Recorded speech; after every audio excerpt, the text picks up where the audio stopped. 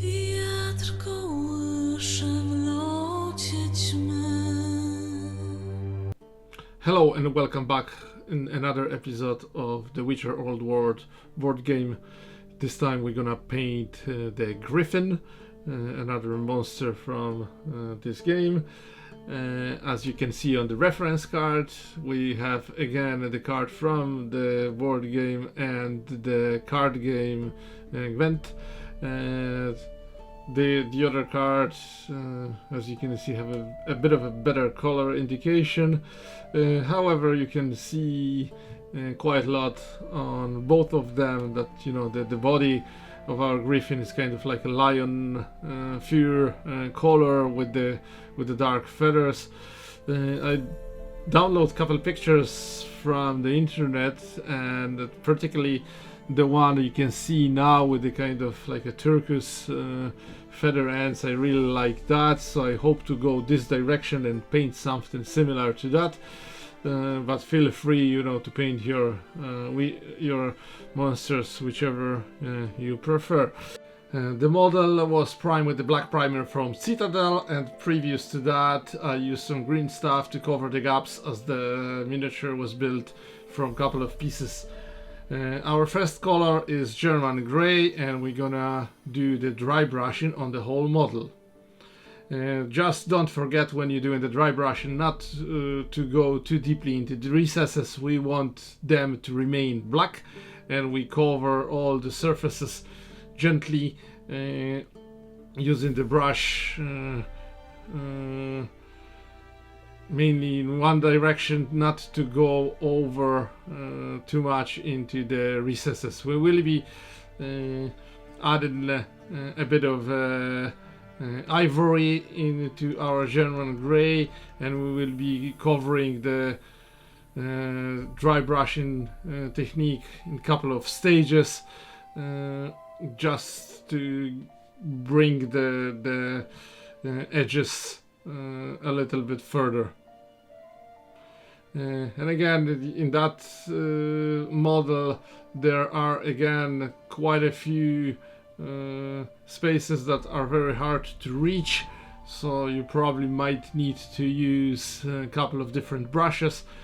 However, for the large parts, I would recommend to use the biggest dry brushing brush you have, as this will literally speed up the process.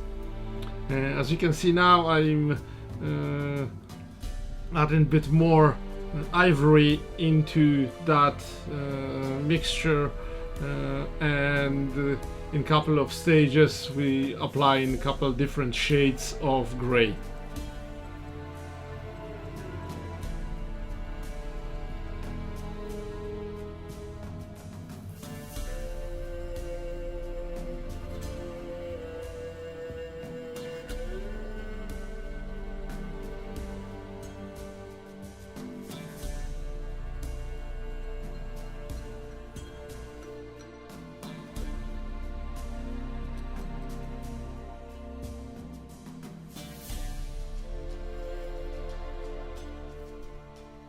At the final stage we're gonna use the very light grey, and we literally gently touch here and there on those exposed to light areas.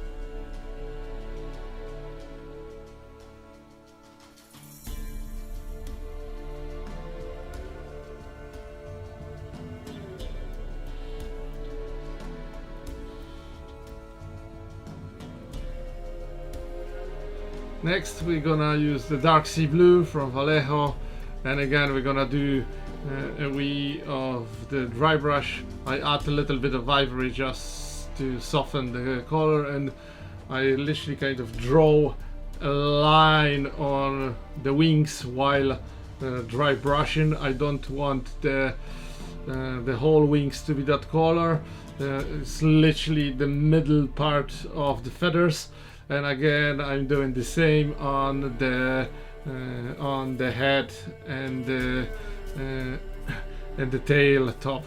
Now we're switching over to the Sotek green, which we taken straight from the tube, and we cover in again the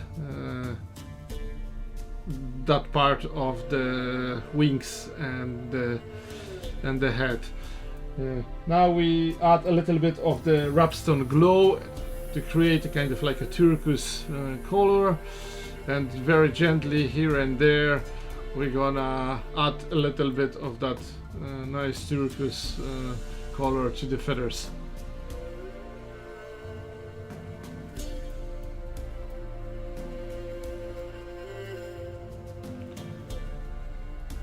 Flash gitz yellow, our color to do the couple final touches, and at this point we'll switch into the fine brush and we're literally gonna do the edge highlighting with it here and there on the wings and as well on the head.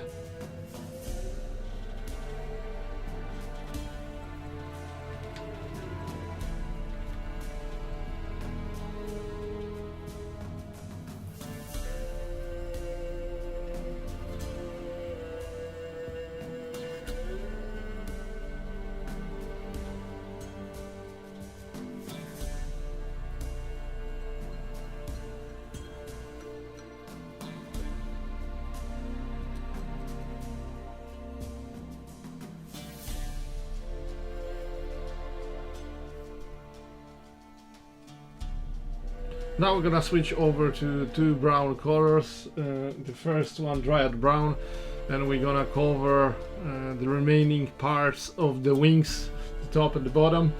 And again, we do it quite firmly, so we cover the majority of the surfaces. Again, remember, to keep the recesses darker. And next we're gonna switch to the Mournfang brown, and we're gonna repeat the process, however a little bit more gently, to cover a little bit less than previously with our Dryad bark. Skrag brown, again another lighter shade of brown, and as you can see I'm touching it very gently here and there, especially on the top parts, and then we're gonna apply it gently on the bottom parts of the feather, literally the tips of those feathers. And the Balor brown, which is kind of like a color between the brown and the yellow, and we'll literally touch the edges of those feathers with it.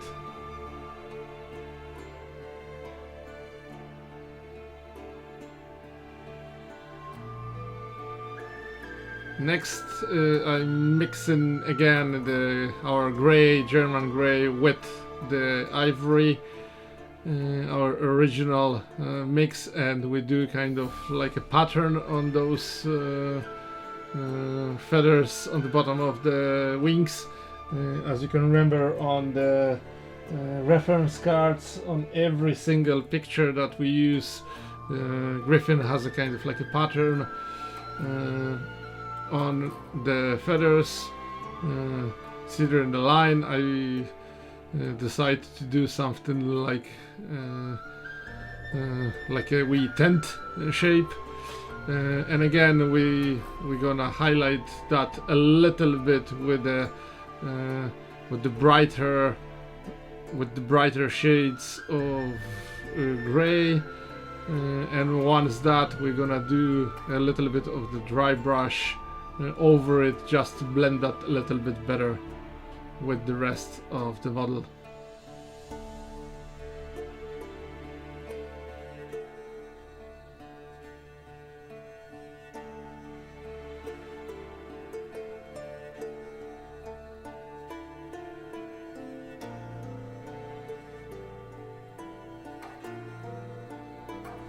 So now with our first color, which was the Dryad bark, I do a little bit very gentle dry brushing over our pattern, just to blend them a bit nicer. And our final step, to add a little bit of the Balor brown on the very tips of those feathers.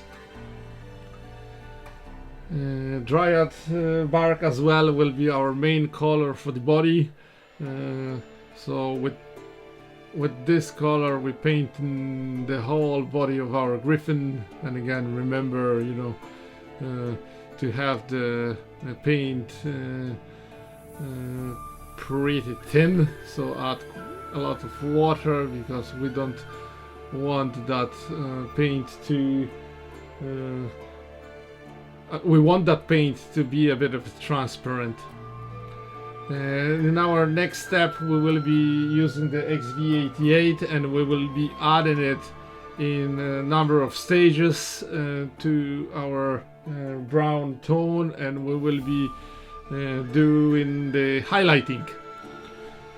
So in our first step we'll cover majority of the body with it except the deep recesses, and with every layer after that we will cover less and less of the space, and we'll be focusing on covering the top parts of the skin, of fur, whichever, so it will create a kind of like a natural shades in the recesses.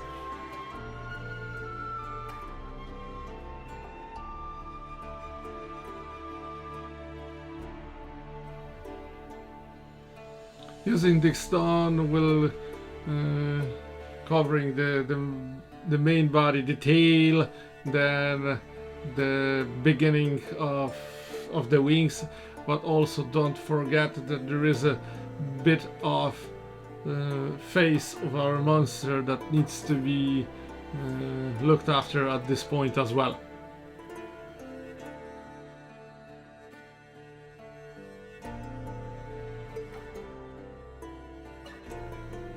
Just please remember when we're applying those layers of our brighter tones of brown, just to cover the top parts when the light comes on, and again make sure your paint is properly diluted. You don't want the paint to be too thick, so you're gonna have a nice and smooth transitions.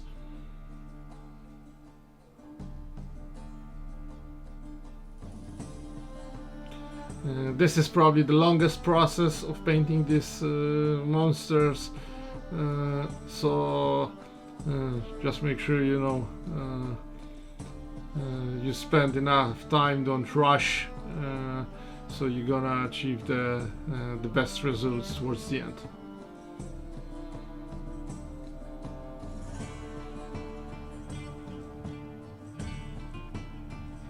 Just to mention as well, he has like two claws on each wings, so they need to be painted with this color scheme as well.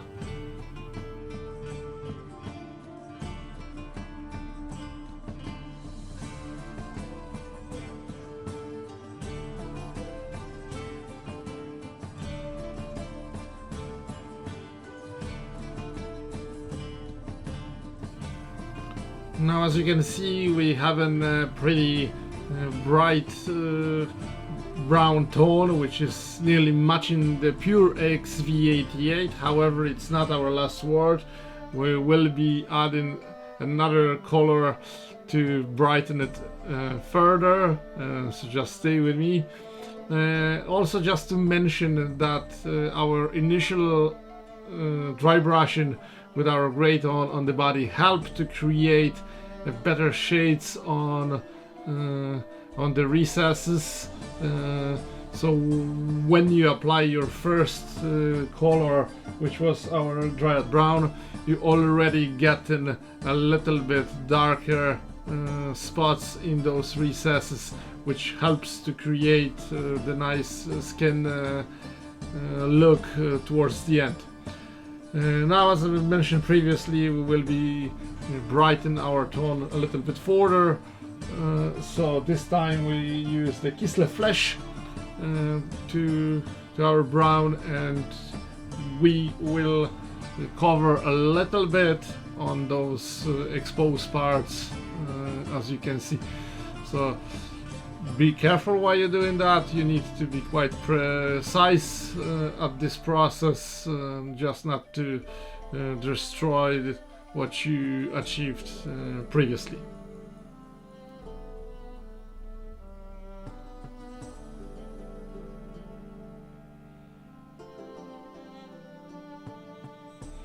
And again, you can repeat this tone a couple of times. Just use watery paint and cover a little bit with each layer you apply.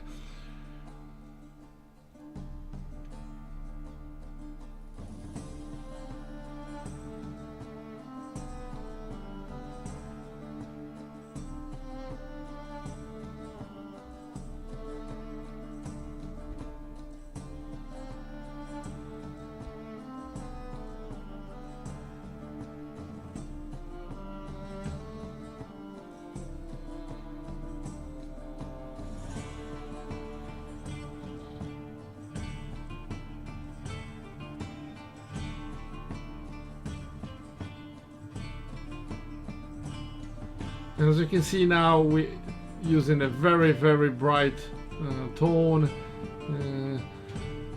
There's a couple of things on his tail that would look better if they stand off a little bit with the darker color. Again, the face is crucial, just to put a bit of a contrast on it as well.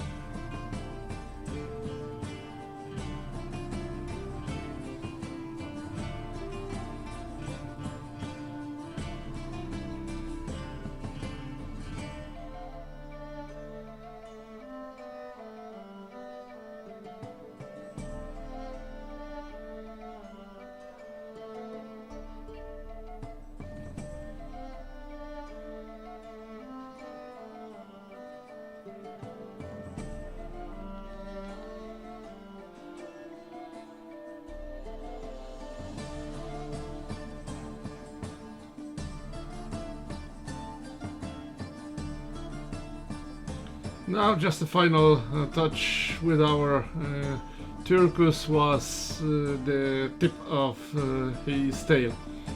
And there's a couple of stones on the base, so we're using the mixture of German grey and ivory just to highlight them with the dry brushing.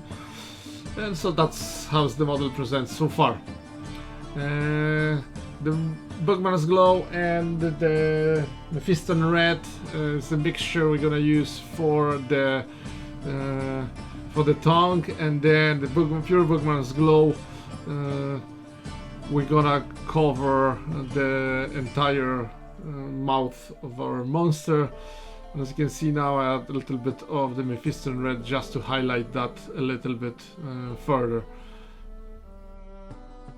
Next we're gonna move to our gray colors, and we're gonna do a bit of a highlights on the Griffin's beak. So I'll do a bit of a lines here and there, and as well on the claws.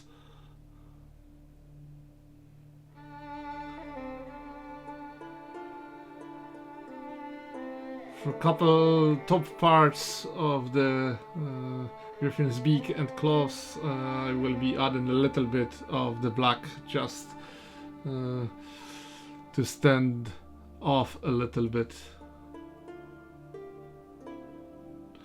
And with the pure ivory, we're gonna draw a couple of lines. It's kind of like a light reflection on the shiny parts. We're gonna cover them later on with our green turquoise color, but just because it wouldn't look nice on the black, I prefer to add a bit of ivory before that.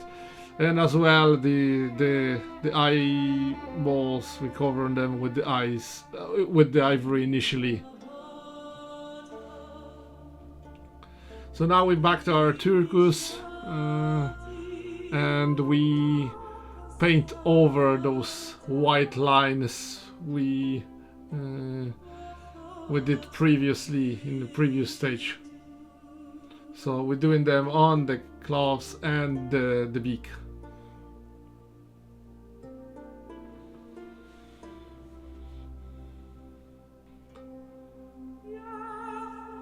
Now we're gonna add a little bit of the yellow wash on the eyes, and then we're gonna switch over to the TrollSlayer Orange, and we're gonna do it very watery and apply it on the eyes as well. So we're gonna have a nice kind of yellow and orange ice balls. So they will be kind of yellow in the center with the very orange on the sides.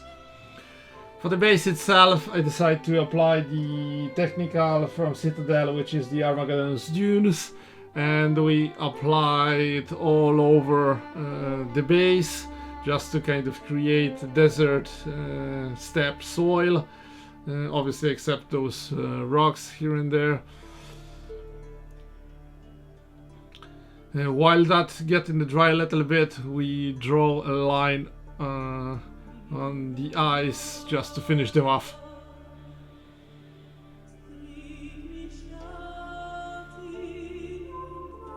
Now the red tone from the army painter just for the tongue and the mouth, and then the Agrax earthshade for the base. I applied it when the technical was nearly dry but not completely, so it will blend a little bit and we're gonna have a nice kind of texture on the base. Once that dries off completely, then we apply a little bit of the Zandri Dust with the dry brush just to bring it up, but I plan to have the kind of like a step scene, so it's not gonna be too much visible. The German grey again, pure German grey from the ring, and then the acrylic varnish from scale 75 ultra matte with the airbrush to finish it off. After the ultra matte, I decided to put a bit of the Ardcoat on the eyes to have them a bit more shiny, and then we'd finish it off with a couple of different grasses, colors and shapes on the base itself, so it will be kind of like a nice nice texture on the base. And this is how our model looks so far. Now I decided to add something else. So this is like a cotton pad that you use in your cosmetics, and I mixed the PVA with the Bugman's Glow, PVA glue with the Bugman's Glow, and literally sunk that cotton pad in that color mix, and then I will be hanging that on his right leg, so it will look like a kind of meat that was pulled off from some animal.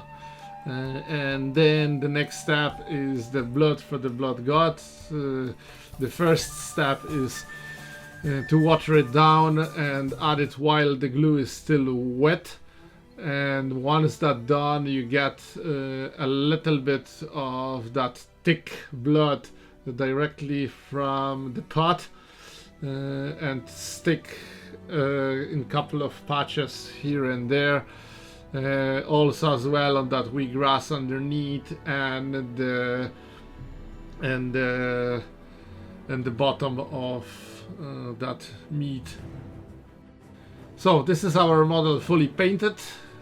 I hope you like this work I have presented to you. I hope you like the result I achieve, and if you do so, please don't forget to give the thumb up and subscribe, and I hope to see you in my next clip that's coming soon. So thanks for watching, and I'll see you soon. Take care, bye now.